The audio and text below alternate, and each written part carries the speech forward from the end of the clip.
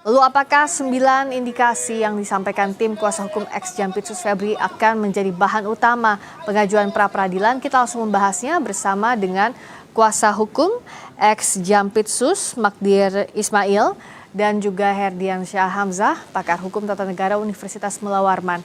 Selamat malam Bapak-bapak. Selamat Selamat malam, malam, Priska. Priska. Selamat malam, Pak Magdir. Selamat malam, Terima Hamzah. kasih sudah hadir. Saya ke Pak Magdir dulu. Dengan melewati dinamika pemanggilan, penggeledahan, sebenarnya poin utama dalam permohonan pra-peradilan akhirnya diputuskan diajukan oleh tim Pak Febri seperti apa Pak Magdir? Jadi ini saya batasi ya, apa yang saya sampaikan ini terbatas pada apa yang diminta kepada saya untuk mengajukan permohonan pra-peradilannya, Ya. yaitu terkait dengan penetapan sebagai tersangka dan penahanan yang dilakukan oleh Kejaksaan Agung dengan sprindik yang dibuat oleh Kejaksaan Agung. Jadi sesudah dilimpahkan oleh kepolisian, baru kemudian kan pihak Kejaksaan Agung membuat sprindik umum dan kemudian juga membuat sprindik khusus untuk Pak Febri. Nah itu batasannya Priska yang mau saya Ya. sampaikan ya. Sehingga saya tidak ingin bicara tentang bagaimana yang apa ya satu pra-peradilan lagi tentang kegiatan yang dimulai oleh Polda Metro Jaya dan Kuartas serta juga oleh Kejaksaan Agung yang menerima pengambil alihan ya. Nah, saya coba ringkasnya itu begini. Kami ini melihat bahwa di dalam penetapan Pak Febri sebagai tersangka, itu mereka menggunakan adanya ketentuan pasal 3, 4, dan 5 Undang-Undang Pencucian Uang. Ya. Nah, undang-undang ini oleh Undang-Undang Nomor 1 tahun 2023 tentang KUHP itu sudah dihapuskan ya oleh pasal 622 ayat 1 huruf X ya. Nah, KUHP kita sudah menghapuskan itu. Memang bahwa kejadian ini yang dipersangkakan kepada Pak Febri bahwa itu ketika beliau dianggap melakukan perbuatan pidana itu undang-undang ini masih berlaku. Nah, akan tetapi kan di sini kita lihat dalam KUHP kita ada pilihan sebenarnya yang dikemukakan oleh pasal 3 KUHP kita bahwa yang harus dipilih itu adalah undang-undang yang paling menguntungkan bagi tersangka atau bagi terdakwa, terutama dari segi tuntutan dan proses hukumnya. Kalau menurut hemat kami, kalau hal itu sama dari proses dan ancaman hukumannya, maka yang harus digunakan adalah undang-undang yang baru. Tetapi kalau yang menguntungkan itu adalah undang-undang TPPU, maka yang digunakan adalah undang-undang TPPU. Nah, ketentuan pasal 3 ini kita bicara tentang asas legalitas ya. Dan ini asas yang berlaku di seluruh dunia ini. Bahkan kalau kita coba lihat ya, ICCPR juga mengakui tentang hak asasi ini, pasal 49 hak fundamental Uni Eropa juga seperti itu. Begitu juga KUHP Prancis. Bahkan ada satu putusan Uni Eropa ya yang mengatakan bahwa dalam perkaranya Berlusconi ketika itu dia dibebaskan karena ada undang-undang baru yang menyatakan bahwa perbuatan dia itu tidak lagi termasuk perbuatan pidana. Saya kira ketentuan itu yang harus kita coba lihat secara baik dalam kaitannya dengan permohonan pra-peradilan yang hendak kami sampaikan. Itu yang pertama. Kemudian yang kedua, di dalam surat penetapan sebagai tersangka itu salah satu diantaranya adalah dinyatakan bahwa beliau ini melakukan perbuatan pidana yaitu trading in influence ya. Trading in influence ini memang kita sudah adopsi di dalam Undang-Undang Nomor 7 tahun 2006 ketika kita mengadop UCNC ya. Akan tetapi di dalam UCNC itu undang-undang ini baru bisa berlaku kalau ada undang-undang yang diberlakukan secara khusus tentang itu. Ada satu pengalaman kami dalam perkara yang real bahwa ini kata putusan Mahkamah Agung bahwa andai kata betul ini perbuatannya pidana, tetapi karena belum ada aturannya, maka pidana itu tidak bisa dijatuhkan pada Oke. orang seperti ini. Ya, Ya, baik. itu kira-kira Ya. yang menjadi pokok. Pak Magdir, tadi sudah ditangkap beberapa poin, saya ke Pak Herdiansyah dulu. Apakah ada celah lex favoreo, penerapan asas hukum pidana yang menguntungkan untuk terdakwa ini bisa diterapkan dalam kasus permohonan pra-peradilan Febri Adriansyah menurut Anda, Pak? Ya, kalau kita bicara mengenai prinsip asas lex favoreo itu memang situasinya memungkinkan untuk perkara Febri ya. Bahwa ketika proses hukum itu berjalan, kemudian ada aturan baru yang dibuat, menyusul aturan yang sudah ditetapkan sebelumnya, maka seharusnya memang dalam perkara ini yang digunakan adalah aturan yang paling menguntungkan terdakwa ya, atau orang yang kemudian dilakukan proses hukum terhadapnya. Jadi memang prinsip lex favoreo itu memungkinkan di dalam perkara Febri. Tetapi catatannya begini menurut saya. Apa yang dikatakan oleh Pak Magdir misalnya bahwa ketentuan di dalam undang-undang TPPU itu sudah dinegasikan oleh Undang-Undang Nomor 1 Tahun 2023 itu tentang KUHP, kita kan tidak bisa melihatnya secara strict gitu ya, karena masih banyak klausul-klausul di dalam Undang-Undang TPPU itu yang memungkinkan untuk digunakan dalam perkara ini. Jadi perdebatan yang selama ini muncul bahwa mesti ada predikat crime terlebih dahulu misalnya, sebenarnya kan sudah dijawab secara eksplisit di dalam Undang-Undang TPPU sendiri.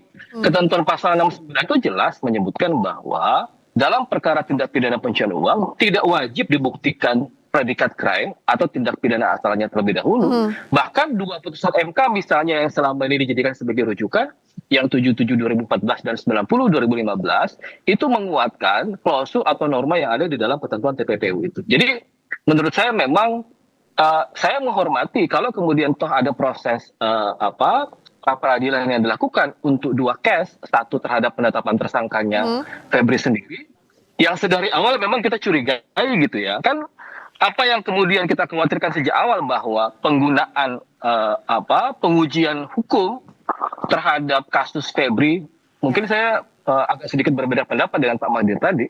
Kita sedari awal menyebutkan bahwa itu bukan pelimpahan perkara karena tidak ada aturan hukum yang memadai yang menjelaskan proses pelimpahan perkara yang sebelumnya dilakukan oleh Kortas Tipikor Polri ke Kejaksaan Agung. Makanya frasa yang seringkali kita anggap cocok di dalam perkara ini adalah penyerahan, bahkan cenderung dilakukan secara paksa terhadap perkaranya Febri. Jadi poinnya yang saya ingin sampaikan adalah bahwa kemudian ada upaya hukum pra-peradilan terhadap baik terhadap penetapan tersangka ataupun penahanan secara paksa terhadap Febri Ardiansyah, itu menurut saya mesti dihargai sebagai sebuah proses, tetapi kita juga mesti memahami bahwa apa yang dilakukan oleh Kejaksaan Agung seolah-olah digoda dengan beberapa hal, termasuk tadi soal predikat crime, kemudian prinsip pemberlakuan prinsip lex favoreo dan lain sebagainya. Kira-kira begitu.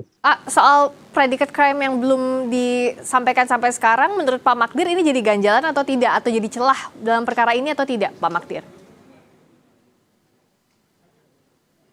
Enggak, kalau kita lihat surat perintah penyidikan, ya, saya kira Saudara Herdiansyah barangkali belum membaca surat perintah penyidikannya.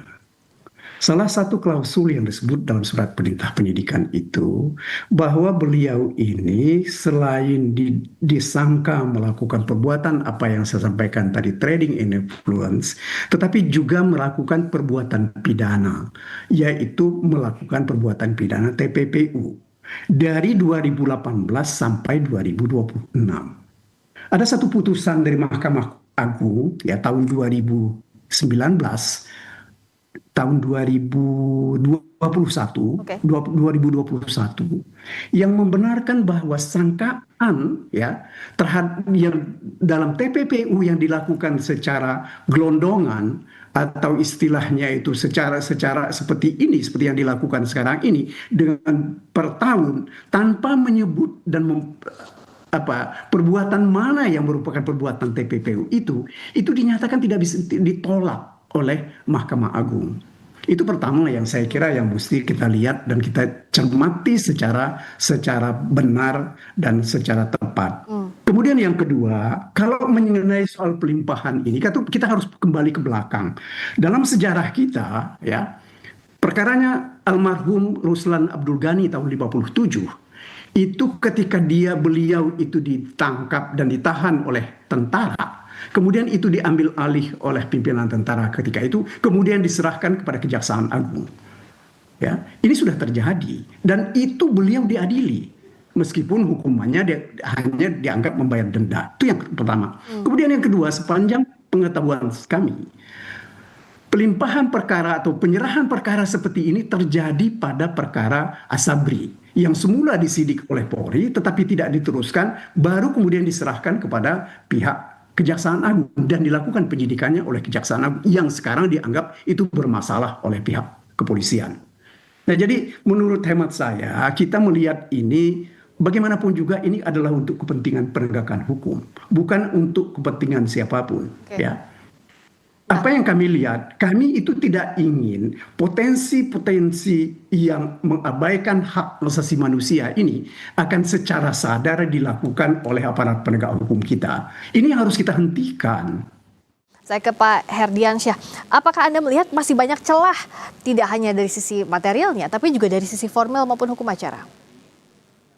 Ya, justru celah itu yang kemudian coba untuk digunakan sebagai bagian dari hak dari setiap orang gitu ya, untuk mengajukan pra peradilan. Makanya tadi disebutkan bahwa itu pun sebenarnya belum clear ya. Ya. Saya kira Pak Magdir agak sedikit insinuatif karena problemnya adalah jadi memang sejak awal ada ketidakterbukaan dalam proses penegakan hukum dalam perkara Febri. Misalnya ketika kemudian sprendik baru dibuat pasca penyerahan, lagi-lagi soal penyerahan ya, dari Kortas Tipikor Polri kepada Kejaksaan Agung, sprendik yang kemudian dibaca oleh publik, termasuk dari pemberitaan teman-teman media, itu kan selalu menyebutkan perkara 434, 445, tetapi tidak diuraikan secara lebih detail sebagai bagian dari hak publik untuk memahami dan mengetahui bagaimana proses penegakan hukum agar on the track sebagaimana yang diharapkan, sebagaimana diharapkan oleh publik. Jadi kalau kemudian disebut bahwa proses penyerahan itu adalah hal yang lumrah, saya mengkhawatirkan jangan-jangan kita permisif dengan proses penegakan hukum dengan cara-cara yang sebenarnya ya tidak rasional. Kan itu yang sebenarnya diharapkan oleh publik. Makanya sedar awal kita selalu memberikan kritikan secara tajam bagaimana kemudian penyerahan ini dilakukan secara tidak wajar. Bahkan berkali-kali kan kita selalu menyebutkan ada semacam kompromi di dalam penegakan hukum ini. Itu juga selalu kita sampaikan.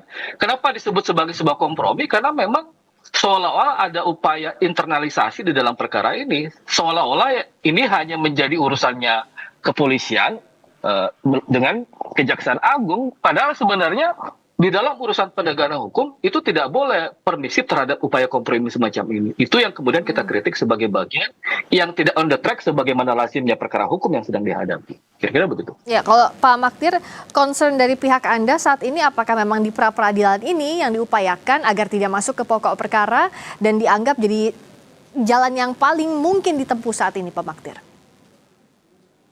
Ya, paling tidak seperti itu yang kami lihat ya. Karena misalnya begini, kita ambil salah satu contoh ya, bahwa penetapan tersangka ini dilakukan atas nama Jaksa Agung Muda Tindak Pidana Khusus. Secara administratif ya, Jaksa Agung Muda Tindak Pidana Khusus itu tidak mempunyai kewenangan menetapkan seseorang menjadi tersangka. Ya, ini perja yang dibuat oleh Kejaksaan Agung yang masih berlaku sampai sekarang. Kalau saya tidak keliru sejak tahun 2006-an dan seterusnya sampai sekarang masih ada perja itu. Itu yang pertama. Karena tidak bisa menurut hemat kami seorang penyidik ya menyebut diri sebagai Jaksa Agung Muda Tindak Pidana Khusus. Meskipun itu atas nama. Karena kewenangan menetapkan tersangka itu tidak ada pada Jampitsus, tetapi ada Direktur Penyidikan. Begitu juga mengenai surat perintah penahanan. Surat perintah penahanan itu hanya bisa dilakukan oleh Direktur Penyidikan. Nah, saya nggak tahu apakah ini kompromi seperti dikatakan Herdiansyah tadi. Saya nggak ngerti ya. Ini kan urusan mereka di sana. Kami hanya melihat ini fakta secara hukum yang merupakan perbuatan-perbuatan yang melanggar ketentuan-ketentuan yang berlaku dan dibuat sendiri oleh pihak Kejaksaan Agung. Baik. Ya, ini mestinya kita tanya pada mereka apakah ini ada untuk kompromi itu atau apa ya, saya nggak tahu. Gitu. Tetapi kami melihat itu. Baik. Dan ini adalah sebagai upaya kami mencoba menegakkan hukum ini secara baik dan secara real. Ya, sekali lagi ini bukan hanya untuk kepentingan Pak Febri, tetapi ini untuk kepentingan kita semua bahwa dalam proses penegakan hukum itu harus dilakukan secara adil, fair, ya. Karena bagaimanapun juga supaya tidak timbul terjadi ada ketidakpastian hukum. Karena yang kita inginkan itu adalah kepastian hukum. Ya. Nah, kalau seperti ini kita biarkan, kami justru khawatir bahwa ketidakpastian hukum itu yang akan terjadi. Begitu, Friska. Baik, kalau Pak Herdiansyah, untuk kita bisa melihat secara utuh dari helikopter view, sebenarnya apa yang jadi tantangan Kejaksaan Agung kalau mau jujur dengan kondisi kasus saat ini? Kan sekarang sudah berjalan, ya pra peradilannya juga harus dihadapi. Apa sih tantangan terbesar jaksa pada nantinya, mulai dari tahap persidangan pra peradilan sampai nanti ke pokok perkara, jikalau sampai ke pokok perkara?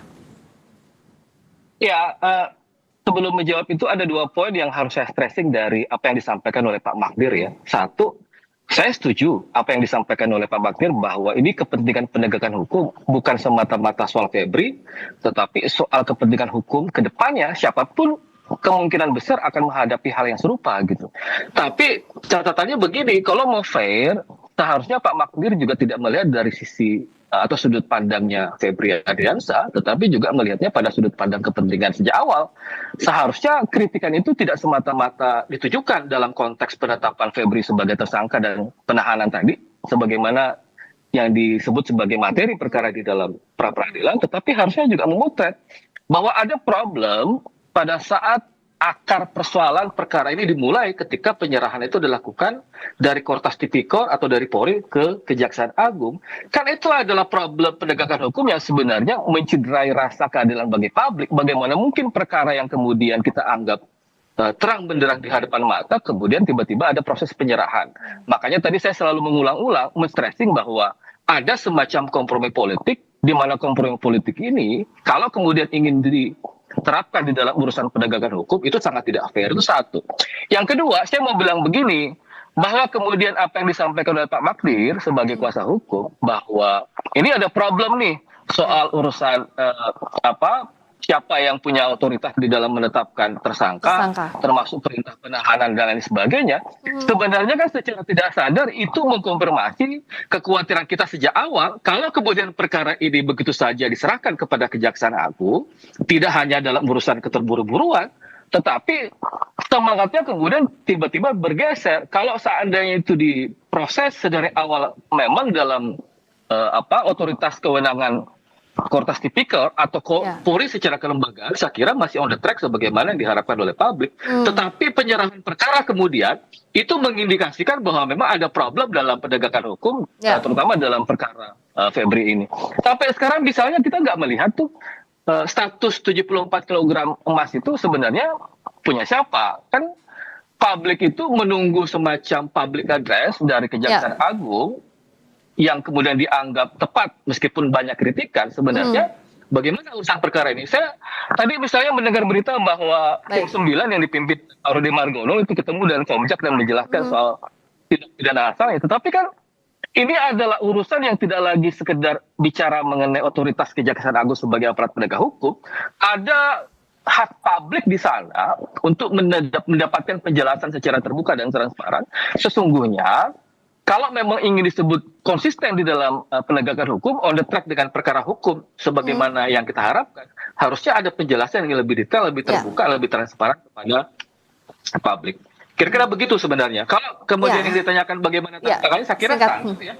Kalau proses pra peradilan kan yang paling memungkinkan adalah bagaimana Kejaksaan Agung itu menguraikan pasal-pasal atau fakta-fakta yang menunjukkan bahwa memang apa yang menjadi alasan penetapan tersangka, termasuk alasan penahanan terhadap Febri, itu memang sudah sesuai dengan prosedur hukum yang berlaku. Kan sesederhana itu. Tetapi publik tidak mau dikunci hanya semata-mata urusan itu. Publik juga menunggu ada penjelasan-penjelasan yang lebih terbuka terhadap perkara ini akan berada di ujungnya kemana begitu. Ya. Kira-kira itu yang menjadi problem. Tidak hanya terjebak prosedural, tapi juga harus dijelaskan kalau dari awal gembar-gembor ya itu punya siapa. Hal terkait itunya harus dibuka seterang-terangnya ke publik, karena itu yang dinantikan. Pertanyaan besar ini yang sampai sekarang belum terjawab.